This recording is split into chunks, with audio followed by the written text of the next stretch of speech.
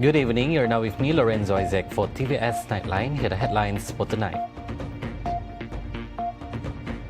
Sarawak maintains a neutral stance in the escalating US-China tariff war, continuing to be an open trading partner to both sides. Malaysia's visa exemption for Kosovo citizens will strengthen relations, trade and exchange. Kosovo President welcomes the move.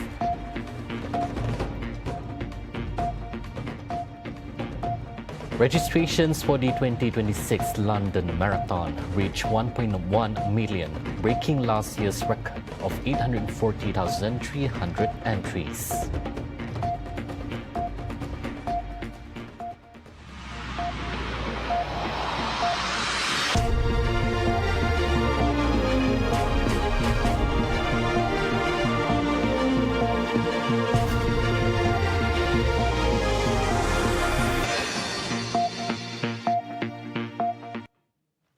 Sarawak is taking a neutral approach amid escalating geopolitical tensions and the ongoing tariff war between the United States and China. Despite the global impact of this trade conflict and political disagreement between the two major powers, Sarawak will continue to position itself as a pragmatic and open trading partner to both sides. Sarawak Premier Dato' Patinggi Tan Sri Abang Johari Tun Openg said the region's geographic location in Borneo places it strategically between two global powers. The problem of geopolitical tension now between the two areas, we are in the middle. But we have to maintain good relations with both United States as well as China. And that is the position Malaysia has taken. And mind you, Borneo is right in the middle, and Sarawak is in Borneo. In other words, we have to manage this geopolitical problem between China and the United States. But the tariff war is there. So we have to manage this tariff war between the United States and China on that. He was speaking during a fireside Q&A session with Lord Jonathan Marland at the Sarawak Connect London 2025 forum on Friday. He said the approach is crucial to ensure Sarawak's development continues with stability while enabling cooperation with various partners without aligning to any single power bloc. For the first time since its inception, the iconic Lan Brahan Sarawak program has made its international debut, this time in the United Kingdom. The event drew over 200 Sarawakians from across the UK, bringing them closer to home, even while abroad. Shafiq Ahmad reports from London. For the very first time, the iconic Lan Brahan Sarawak program has crossed international borders with its inaugural event in the United Kingdom. As annual initiative since 2008, the program was originally established to bring together Sarawakians residing outside the state, particularly in Peninsular Malaysia.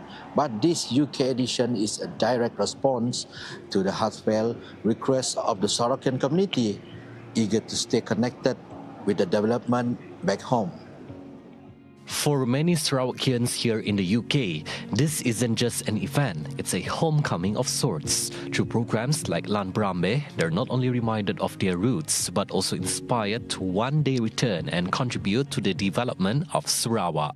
So the benefit is it gives the exposure to all the Sarawak students in the UK, because I believe that Sidak pun exposure Sidak cukup kuat, and this is what I also want to bring, why I want to bring the Lan Brahan here. I want to give the students the exposure on development of Kerajaan Sarawak, the Sarawak government. What are the initiatives right now, the future initiatives, the future plan. I want to give the students the exposure, the idea, and to give them the semangat anak Sarawak, deep inside them. That's also why I want to bring the Lan Brahan here, to give them, to give the spirit of the anak Sarawak to be inside of the students of anak Sarawak. Yes.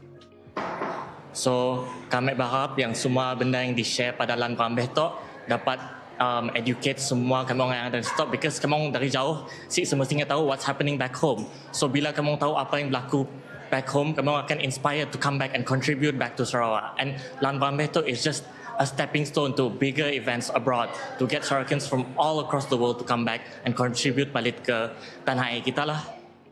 So I think this is a good platform untuk anak Sarawak dekat UK, especially macam dekat luar negara. Even my friend from France dengan Jerman pun datang situ. So I think it's a good opportunity untuk kami orang bonding together and then macam share our thoughts on what are our thoughts about Sarawak punya future. Sebab as we know kini macam even mun kami dekat situ je, without macam this kind of program, kami macam tahu banyak gila about what happening on Sarawak lah kini. Tapi after dengar apa yang Sidak share tadi macam about Sarawak, about green prosperity, and then baru tu pasal Petros, and then dia macam buka mata kami untuk macam tengok macam tu lah apa yang kami boleh expect for the future once kami dah return to Sarawak kelak after graduate. Yeah. From the Sarawak agenda, and Kenyalang speaks to the interactive town hall session with the Premier of Sarawak, the program serves as a key platform to share updates on development, government initiatives, and success stories from home. Participants also engage in Sarawak Dialogue, a forum featuring leaders from the government, agencies, and GLCs, discussing the state's future direction and the role of the youth in it. The Lan Brahan program being held in London for the first time is very significant, not just for Sarawakian students, but also for professionals living abroad. It shows that the Sarawak government is making a real effort to reach out to its people overseas and make us feel included in the state's development journey. It's also a platform for us to engage directly with policymakers, ask questions, and learn about new opportunities regarding education, the digital economy, and sustainability. It reminds us that even though we're working overseas or studying overseas, that we are still a part of the state's future. I think Lan Brahan Anak Sarawak in UK is widely significant, especially for its inaugural time.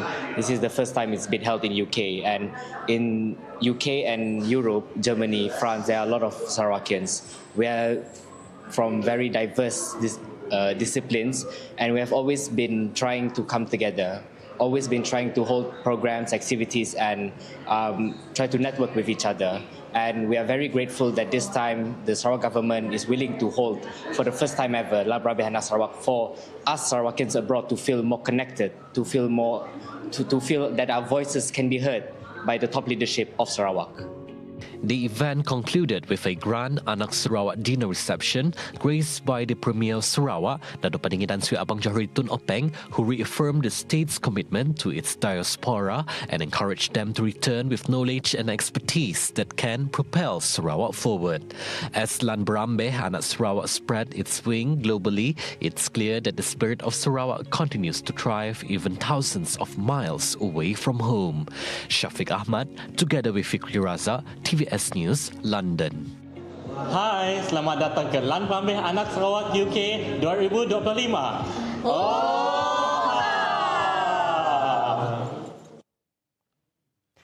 The Sarawak government remains committed to a sustainable and inclusive development approach in line with environmental, social and governance ESG principles, as well as the United Nations Sustainable Development Goals SDG.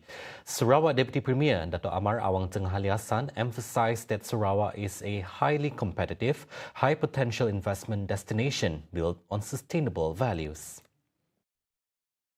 Sarawak's investment proposition aligns seamlessly with global ESG principle and sustainable development goal.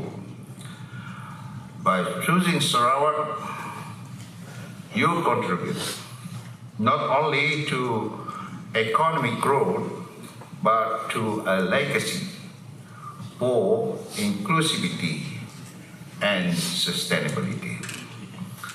I sincerely invite you to come and see Sarawak, explore the opportunities, and join us in forging a prosperous, equitable, and green future.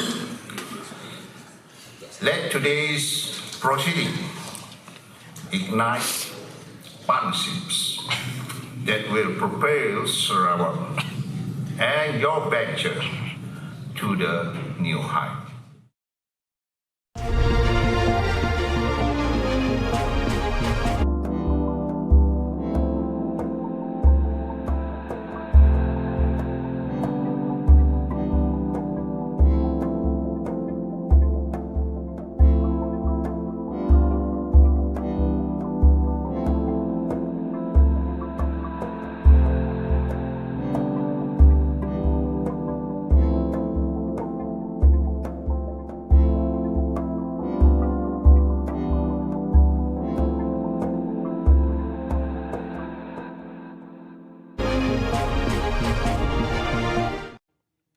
Welcome back. Malaysia's decision to grant a visa exemption to all Kosovo citizens for a period of up to 30 days marks a new milestone that will strengthen bilateral relations between the two countries. This move is expected to act as a catalyst not only to deepen government engagement, promote bilateral trade and business activities, but also to expand people-to-people exchange in various fields such as culture, education and tourism. Kosovo President Dr. Vjosa Osmani Sadrius said that news was well received by the people of Kosovo after her government announced that Malaysia had recently lifted visa restrictions on its citizens. President Osmani on 25 April expressed her appreciation to Malaysia through a post on platform X, stating gratitude for the visa exemption granted to all citizens of the Republic for visits up to 30 days. She added that Kosovo had previously lifted visa restrictions for Malaysian citizens, allowing them to visit Kosovo without restrictions for up to 90 days, and now Malaysia has returned the favour. She said that this step is a timely and welcome decision that demonstrates Prime Minister Dato' Seri Anwar Ibrahim's dedication to strengthening relations between the two countries. In the same vein, Vjosa also expressed the desire for direct flights between Kosovo and Malaysia in the future to facilitate communication and travel, as well as to enhance the tourism sector between both countries. She stated that Kosovo citizens typically visit Malaysia for tourism, and at the same time, Kosovo is actively investing in its tourism sector, particularly in its highland tourism. Previously, Malaysia officially recognized Kosovo on 30th October 2008, making it one of the first Asian countries to do so. Diplomatic relations between the two countries were established on 18 March 2011.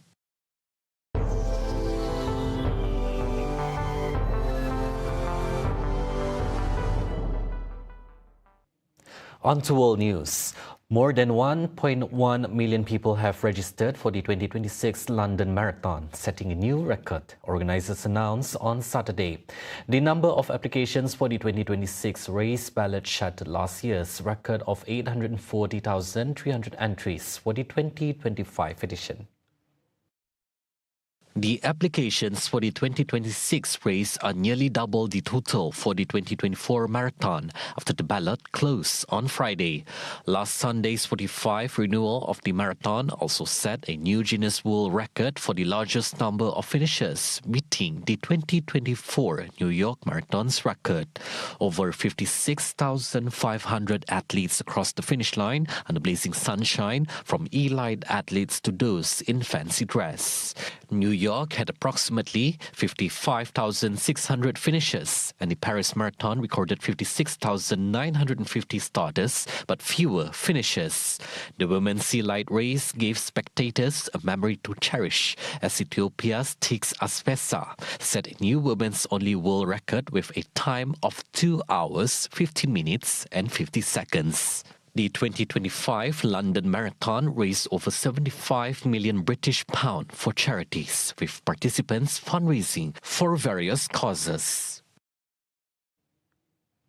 Those were the updates on TVS Nightline. I'm Lorenzo Isaac. Thank you for watching and have a good night.